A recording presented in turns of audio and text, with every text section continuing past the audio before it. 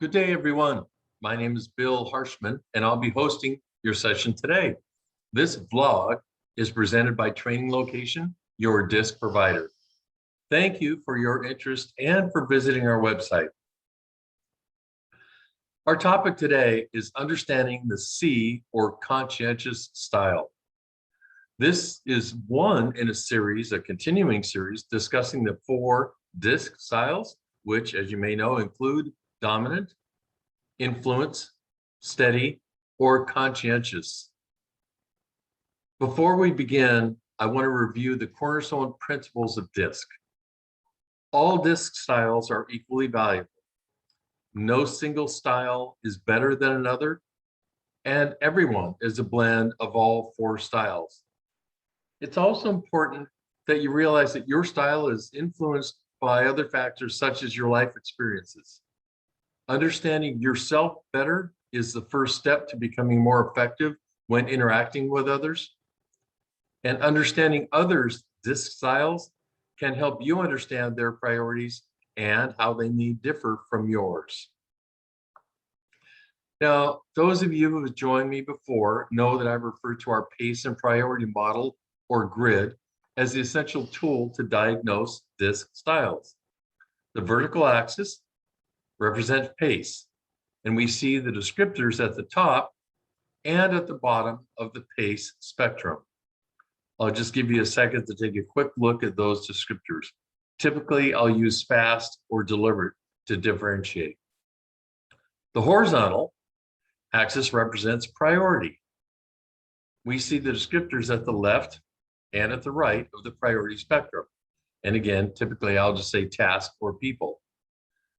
There's a note here for the people-oriented side. Some people use relationship-oriented for this end of the priority spectrum. That's up to you. I just share that from my experience. As we look at this simple grid, we can begin to make the unique pace and priority pairings into each quadrant as follows. And I'll just use the one-word descriptors to help us move along. Fast and task is a D. Fast and people is an I. Deliberate and people is an S. And deliberate and task is a C. Now, I'm going to review the model again quickly here with the following cleaned up version. Pace,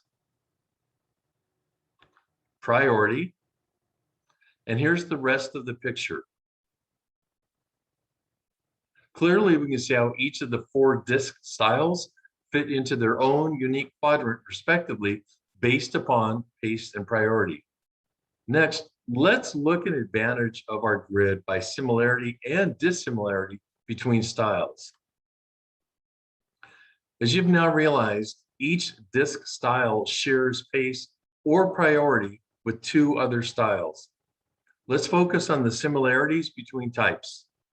So right now, focusing only on pace, the D and the I share a faster, more outgoing pace. The C and the S share a deliberate, reserved, more moderate pace. Now let's focus only on priority. The D and the C share a task-oriented priority.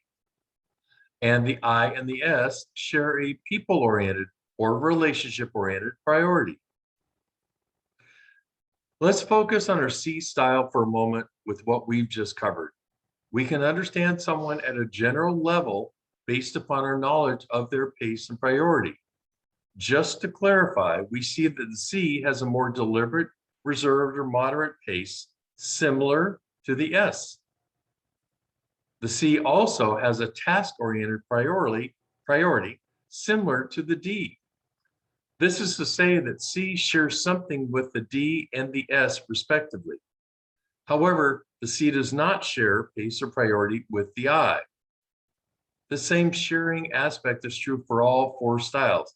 If you understand this relationship, you understand how you're better able to navigate your interactions. Now let's look at the differences between the types. Based on what we just learned, it stands to reason there are 2 pair of styles that are dissimilar, meaning they share neither pace nor priority.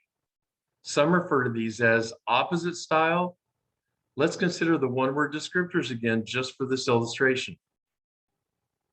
D's, fast and accurate, is dissimilar to S, reserved and people.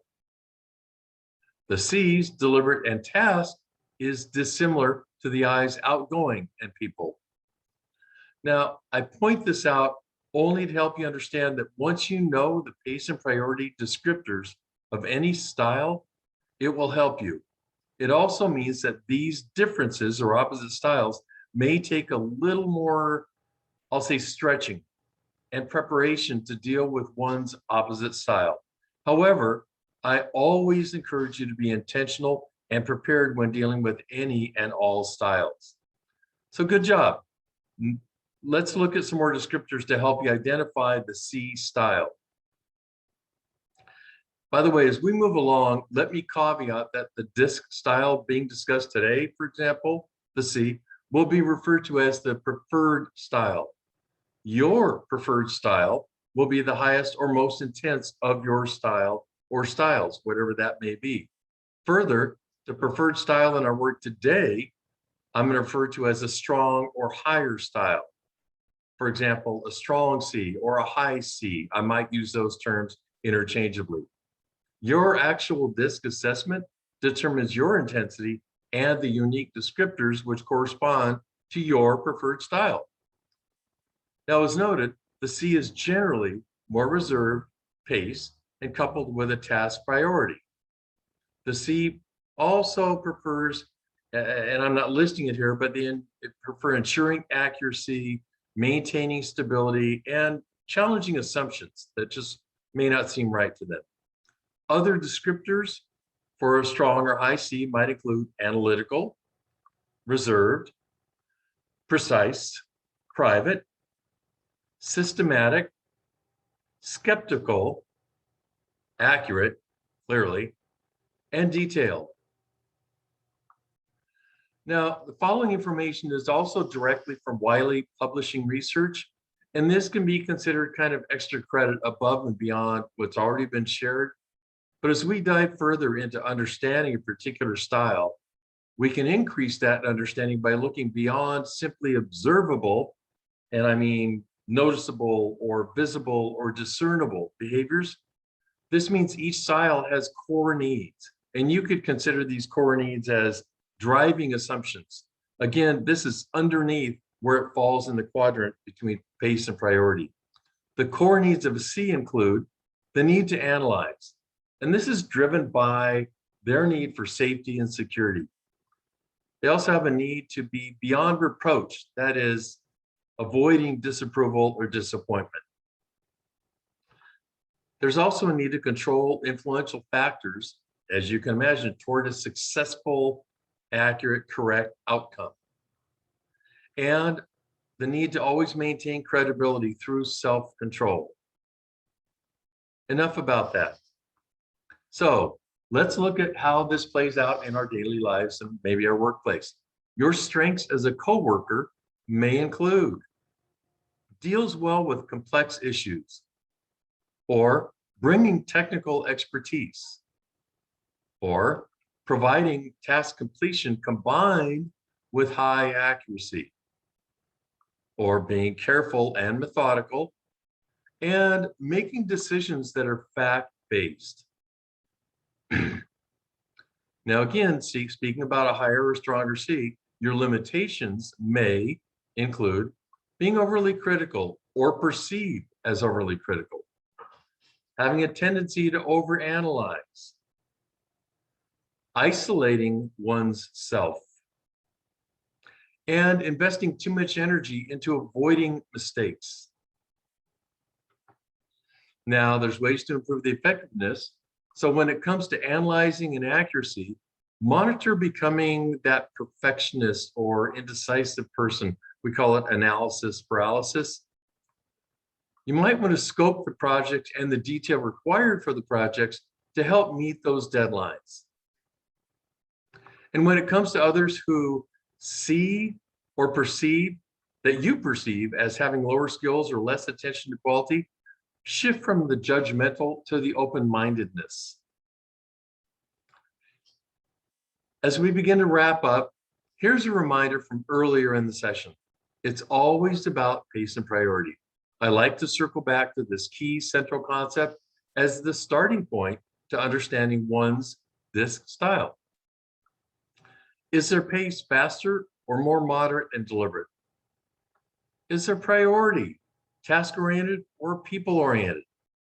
Now, I want to stop here and add in one more learning based upon this specific scenario. Perhaps, as with our individuals shown in the slide, Robert and Melanie, you are able to determine either pace or priority. You'll at least now know something about the other style. Now, remember we discussed that each style shares pace or priority with two other styles of the DISC? So specifically, if Robert discovers that Melanie has a faster pace, Robert, using our model below, can at least begin to determine, well, Melanie is probably either a D or an I, because pace is shared between D and I. Similarly, if Melanie discovers that Robert demonstrates a task-oriented priority, Melanie can at least begin to determine that, well, Robert's probably either a D or a C from that task orientation. From there, each will want to observe more behaviors to help determine the other missing aspect of the pace and priority model to help more accurately identify a specific DISC style. Now, those who've seen my blogs before, you know I enjoy taking a fun look at ourselves through the lens of DISC.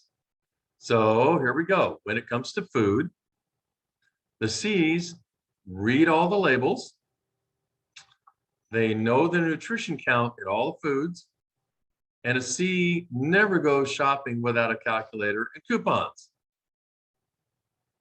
Further, if a C had a personalized license plate, it might read accurate, done right, taskmaster, never late, detail, reserved, or you can guess this one, skeptical. Now, I hope this information helps with the challenges your organization is facing. Whether your organizational need includes employee engagement or conflict management or team building, or just simply communication, DISC is the research-based, proven leading training solution. DISC has impacted more than 8 million learners in over 130,000 organizations and through 14 languages in over 70 countries worldwide. Simply put, DISC delivers immediate and lasting impact on the performance of people and the culture of organizations. As always, the key to effectiveness through DISC is understanding your and others' styles, then using that knowledge for improved interactions. Thank you so much for joining us today. Here's our contact information. Meanwhile, good luck with the DISC. And I hope this information has been educational, valuable, and helpful. I look forward to seeing you on a future vlog. And if you'd like to discuss a free webinar introducing DISC to your team or organization, please use the email shown, info@traininglocation.com. Thank you very much. Have a nice day.